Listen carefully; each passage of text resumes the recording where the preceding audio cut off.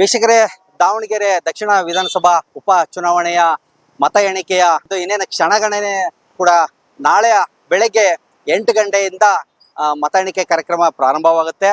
ದಾವಣಗೆರೆಯ ಹಳೆ PB ರಸ್ತೆಯಲ್ಲಿರ್ತಕ್ಕಂಥ DRR ಶಾಲೆಯಲ್ಲಿ ಮತ ಎಣಿಕೆ ಯಂತ್ರಗಳನ್ನ ಇಟ್ಟಿರ್ತಕ್ಕಂಥದ್ದು. ಸೊ ನೀವು ಇಲ್ಲಿ ಗಮನಿಸಬೇಕಾಗುತ್ತೆ, ದಾವಣಗೆರೆಯ DRR ಶಾಲೆಯ ಒಳಗಡೆಗೆ ಏನು ಮತ ಎಣಿಕೆ ಯಂತ್ರಗಳನ್ನ ಇಟ್ಟಿರ್ತಾರೆ.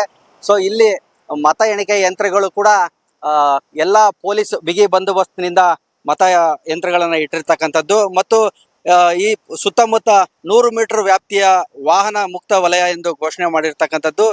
ಮತ ಎಣಿಕೆ ಕೇಂದ್ರದ 100 ಮೀಟರ್ ವ್ಯಾಪ್ತಿಯಲ್ಲಿ ನಿಷೇಧಾಜ್ಞೆ ಜಾರಿಯನ್ನ ಕೂಡ ಮಾಡಿರ್ತಕ್ಕಂಥದ್ದು. ಸೊ ಮತ ಎಣಿಕೆ ಕೇಂದ್ರದ ಬಳಿ ಪೊಲೀಸ್ ಬಿಗಿ ಬಂದೋಬಸ್ತನ್ನ ಕೂಡ ಆಯೋಜನೆ ಮಾಡಿರ್ತಕ್ಕಂಥದ್ದು ಇಲ್ಲಿ ನೀವು ಗಮನಿಸಬೇಕಾಗುತ್ತೆ.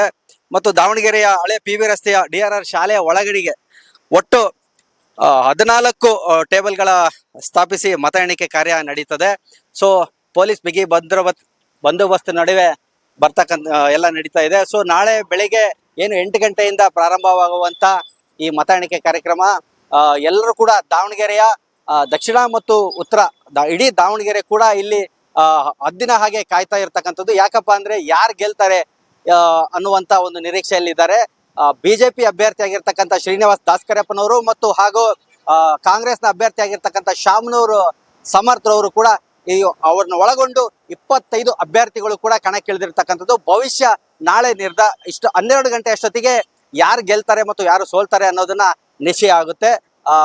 ಚುನಾವಣೆಯ ಅಪ್ಡೇಟ್ಗಳಿಗಾಗಿ ನೋಡ್ತಾ ಇರಿ ಟೈಮ್ಸ್ ಆಫ್ ದಾವಣಗೆರೆ.